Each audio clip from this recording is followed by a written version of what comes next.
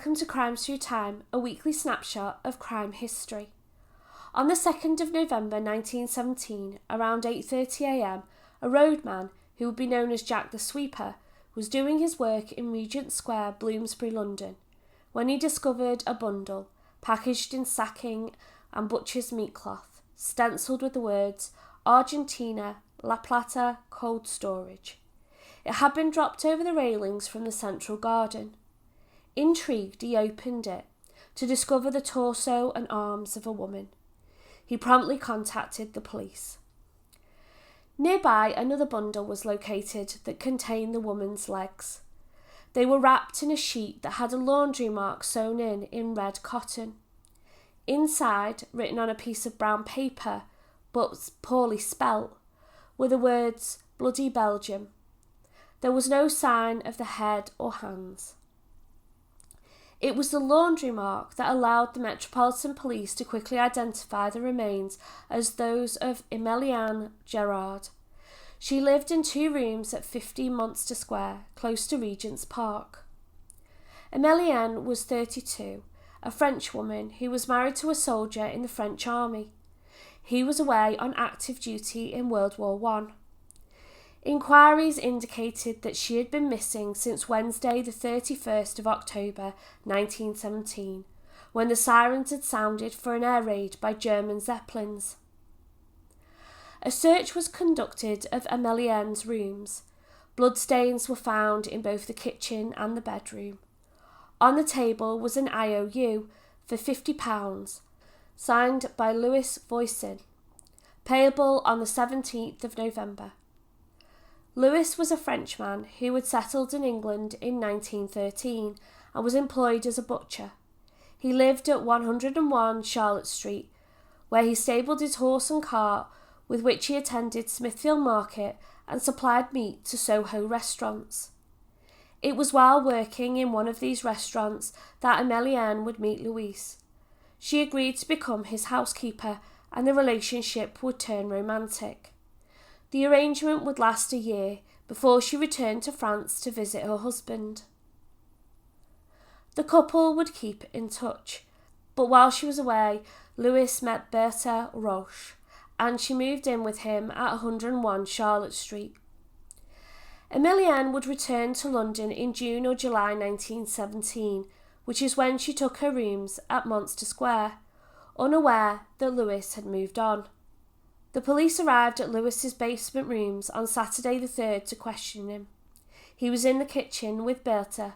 Both were taken to Bow Street Police Station for questioning, while a search was made of the property. Louis spoke in broken English. Bertha understood very little English, so a French-speaking officer was used to question her. During the interrogation, Chief Inspector Wensley asked Louis to write the phrase, Bloody Belgium. He hesitated, but Louis wrote it out 5 times, each time making the exact spelling mistake found on the brown paper in with the remains. At Charlotte Street, large amounts of human blood were found, both splashed on the walls as if someone was swinging a weapon, and in the sink and draining board. 2 brown paper bags similar to that used for the note were found. In the kitchen there was an earring, later identified as Emilienne's, in a bloody towel. Keys taken from Louis at the police station included one for the coal cellar located underneath the pavement in Charlotte Street. In there was a cask containing Emilienne's head and hands covered in alum. It was found that Louis paid the rent for the rooms at Monster Square, and he had a key. He said he had gone over on the 2nd of November to feed the cat. He explained to the landlord that Emilienne would be away for a week or 2 and that he was expecting a delivery of potatoes.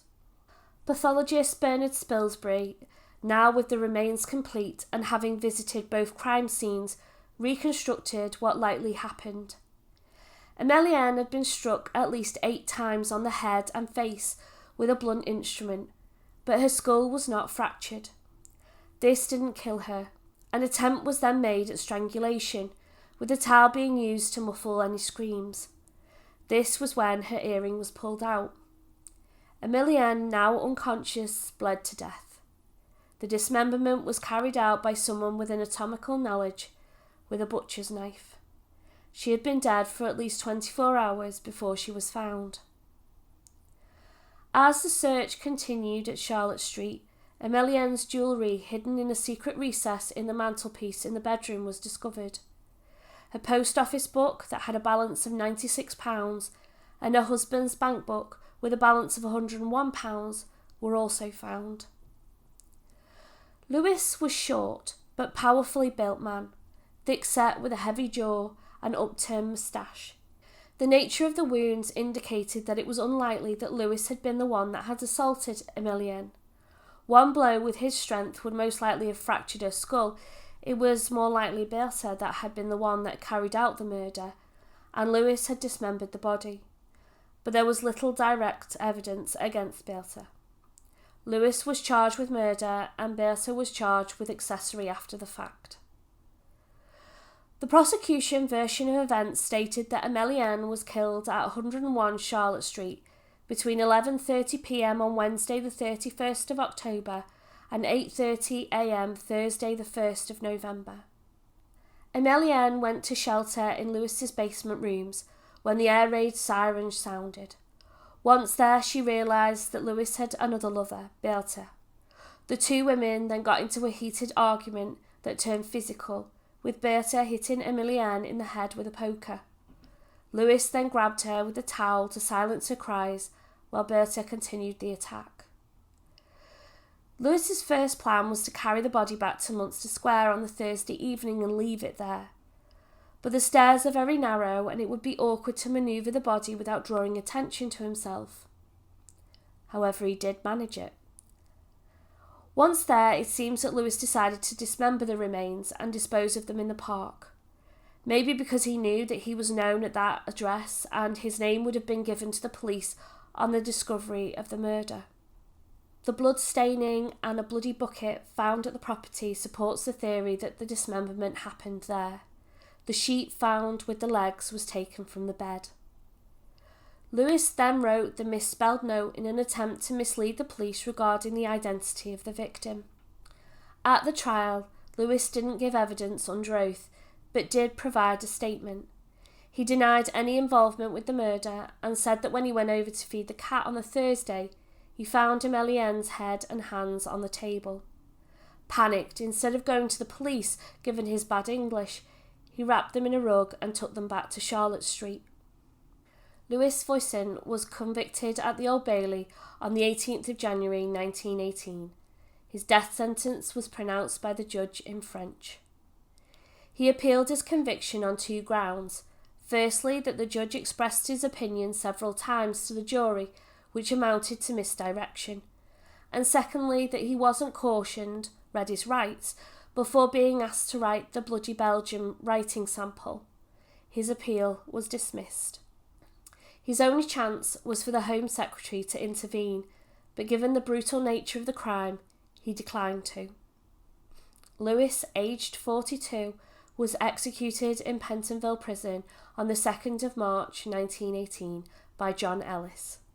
Bertha Roche was convicted as an accessory after the fact on Saturday the 9th of March 1918. She was sentenced to 7 years penal servitude. However, she went mad in prison. She was released on licence in September 1919 and committed to St Joseph's Hospital for the Insane, where she died on the 22nd of December 1919.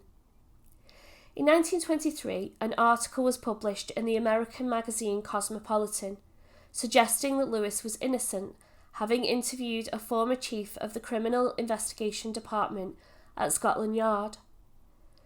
Lewis had declared at his trial that his lover was, quote, absolutely innocent. He never took the stand in his own defence, and even after murder charges had been withdrawn against Bertha, she was never called to the stand either.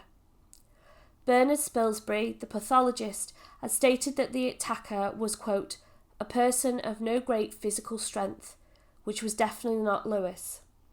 The article claimed that after Bertha killed Emilienne, he had promised her immunity, and the weird and convoluted plan to stage Munster Square as the murder scene was to protect her.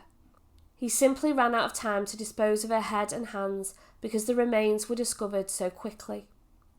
Lewis was painted as a chivalrous man who went to his death rather than to break the promise to his lover, which is a romanticised idea in my opinion, given he was the one conducting 2 relationships behind his partner's backs. Plus, as stated, he was a strong man. Could he not have separated the women when the altercation started?